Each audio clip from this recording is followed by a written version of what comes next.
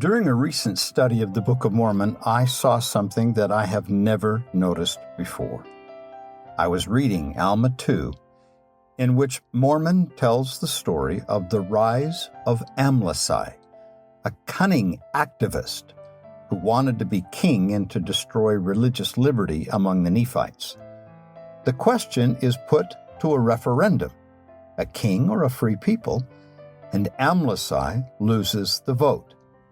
He rises up in rebellion against the will of the people and gathers up an army and comes to battle. The prophet and chief judge, Alma the Younger, leads his forces into battle against the Amlicites. The forces of Amlici are routed, slaughtered, and scattered. Amlici and his remaining army meet and join up with the Lamanite invasion force and march directly toward Zarahemla. Alma is apprised of this evil alliance and rushes toward Zarahemla to stop the overthrow of the capital. The two armies meet at the Sidon River. The forces of the Lamanites and Amlicites now vastly outnumber the Nephites. They attack the Nephites while they are crossing the river, a very vulnerable and dangerous position for Alma's people to be in. Knowing their weakness, the Nephites prayed mightily to the Lord that he would deliver them out of the hands of their enemies. Therefore, the Lord did hear their cries and did strengthen them, and the Lamanites and Amlicites did fall before them. What is unexpected and wonderful is that Alma, the commander-in-chief, is in the midst of the pitched battle. He squares off with Amlici himself, and they begin to fight face to face.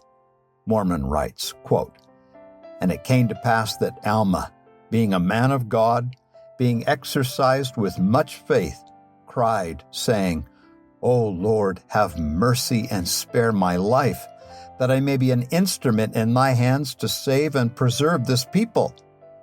Now when Alma had said these words, he contended again with Amlici, and he was strengthened, insomuch that he slew Amlici with the sword.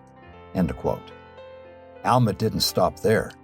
He then squared swords with the king of the Lamanites, who hastily retreated and sent his guards to fight Alma. I would presume that the best fighters would comprise those who guard the king.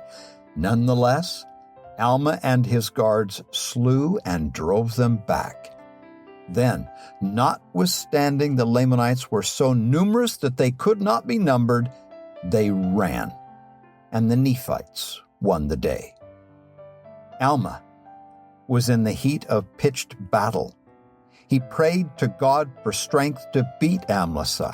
He was physically, mentally, and emotionally strengthened by the Almighty to defeat his opponent. As far as the record shows, Alma was not an experienced fighter, a swordsman. He was not a Captain Moroni, and yet he was out front leading his men into battle. Moreover, he was not a young man. It is likely that he was at the high end of 50 to 60 years of age. He was given the physical strength and power of will to fight the day to victory. Of all the stories he could have shared from that period, why did Mormon choose that story for us? Perhaps to teach us this principle.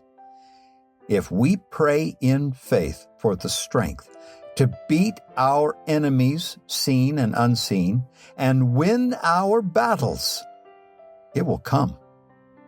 To our bodies, minds, and hearts, strength and power will come, and it does not matter what our enemy may be that day. Sufficient unto the day will be the strength thereof, if we pray in faith. Even if my enemy that day is me.